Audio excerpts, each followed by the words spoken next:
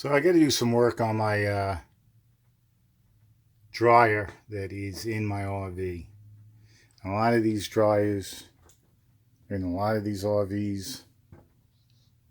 And the thing is, the bearings in the motor goes out and they'll start sounding real noisy.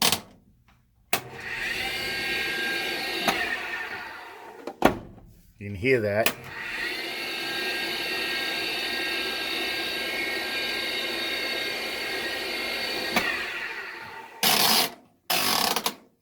So what that is the bearing inside the motor is making noise.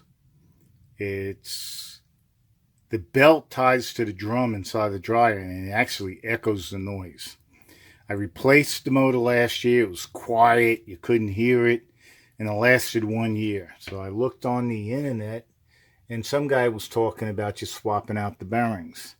So that's what I'm going to do. I'm going to pull the motor out, swap out the bearings this time, put in heavier duty bearings, and go from there. So this is what it sounds like, just to remember.